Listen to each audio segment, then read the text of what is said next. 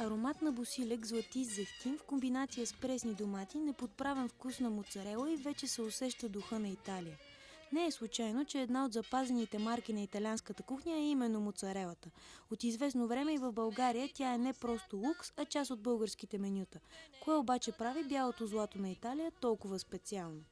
За да бъде моцарела, значи, това сирене, прясно, свежо, с такъв вид, разточено, значи трябва да бъде задължително от биволско мляко. Не е ли от биволско мляко, а от краве мляко, тогава се нарича фьорди латте.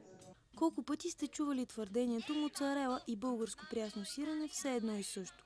Много хора не само у нас, но и по света не знаят кои са основните характеристики на царицата на средиземноморската кухня. Затова България и още 26 страни, свързани с конферентна връзка, преживяха заедно дегустацията на истинска моцарела от областта Кампания. Събитието е организирано от италианските търговски камери в Европа, за да се защити моцарелата от област Кампания, защото имаше данни за фалшиви моцарели.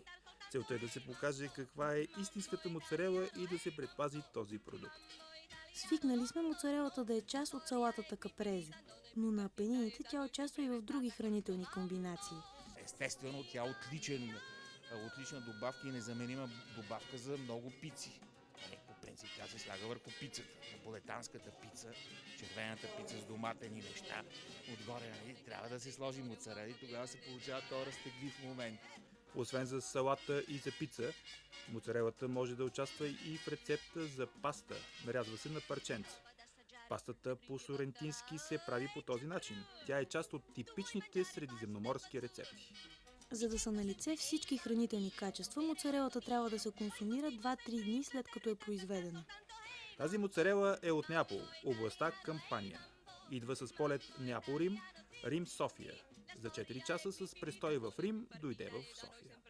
Бързо, но сигурно моцарелата тръгва от Италия и стига по целия свят. Затова, когато и се наслаждавате, не забравяйте да я уважите и с чаша хубаво вино.